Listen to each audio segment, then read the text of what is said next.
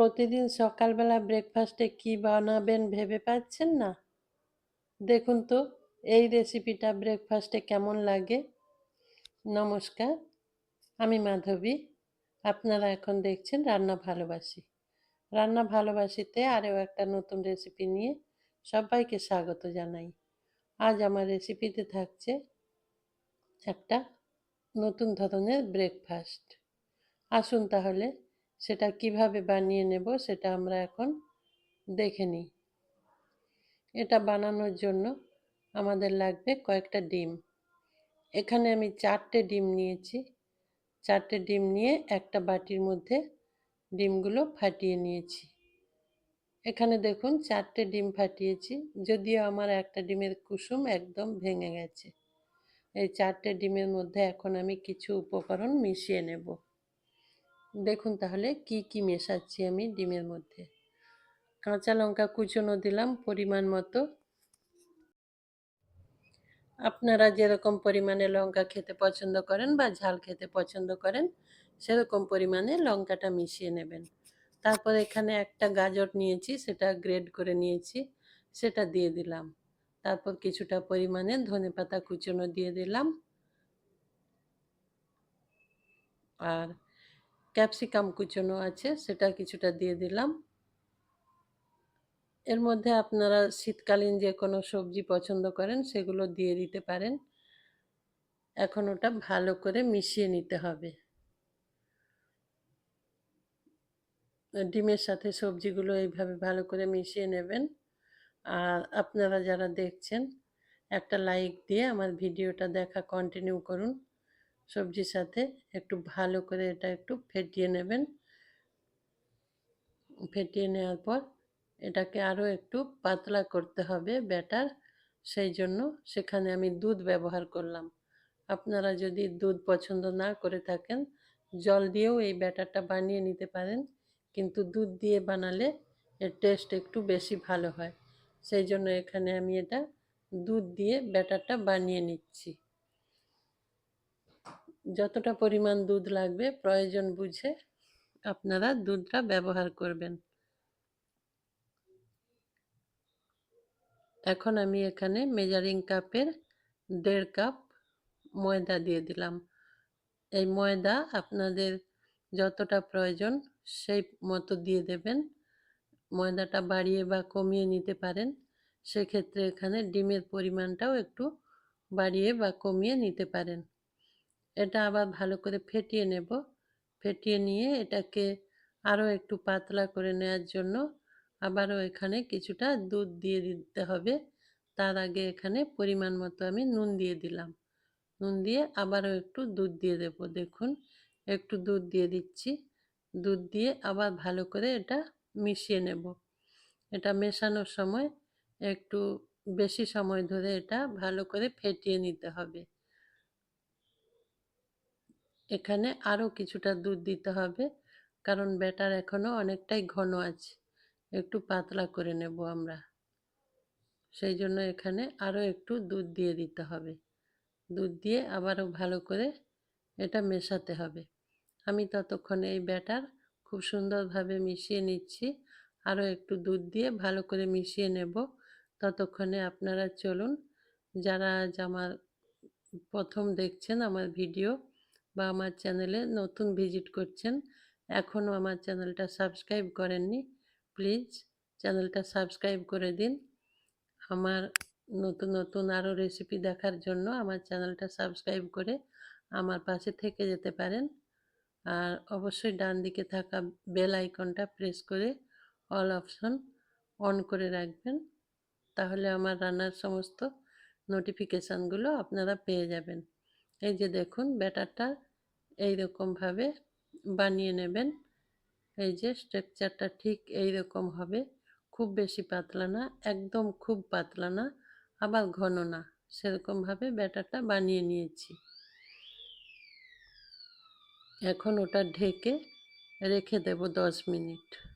10 minute পর তারপর ওভেনে ফ্রাই প্যান বসিয়ে দেব। তারপর ফ্রাই প্যান গরম হলে ওখানে হালকা করে তেল ব্রাশ করে নেবেন। এখানে আমি সাদা তেল ব্রাশ করে নিচ্ছি।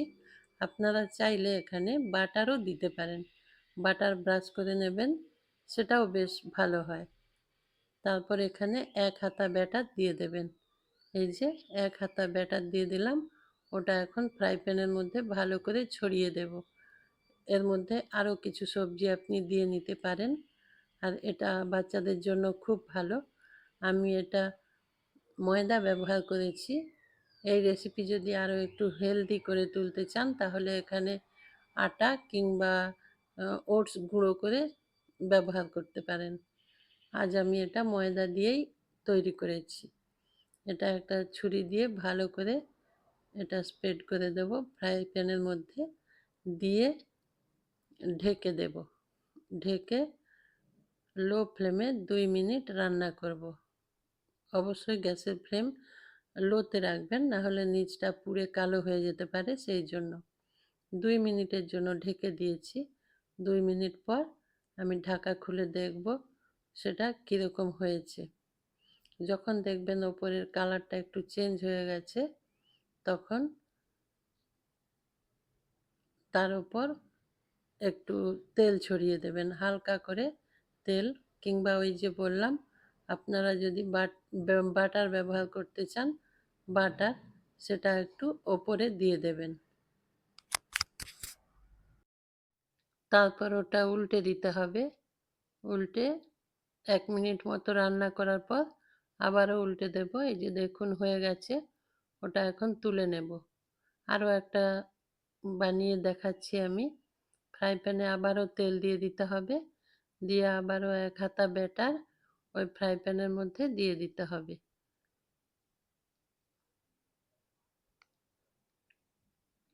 এই যে দিয়ে দিলাম, দিয়ে ওটা এইভাবে একটু ফ্রাই প্যানটা ঘুরিয়ে চারিদিকে এটা স্প্রেড করে দিতে হবে। এই রেসিপি ব্রেকফাস্টে ব্যবহার করতে পারেন, আর টিফিন বক্সেও দিতে পারেন, আবার সন্ধেবেলার টিফিনেও ব্যবহার করতে পারেন।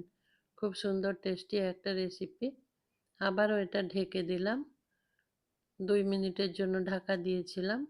তারপর আবার দেখুন একটা ব্রাশের সাহায্যে অল্প তেল নিয়ে ওপরে এইভাবে ছড়িয়ে সেটা একটু এইভাবে দেখুন তেলটা চারিয়ে দেব ওপরটা।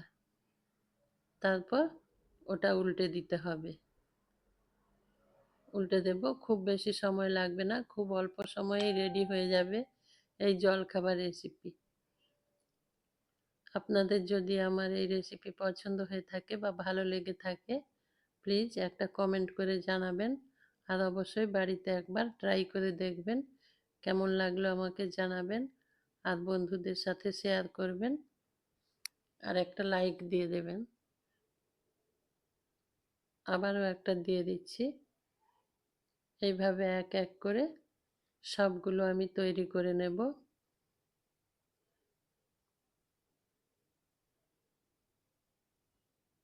এই যে আবার দিয়ে দিলাম, দিয়ে আবারও সেটা এইভাবে।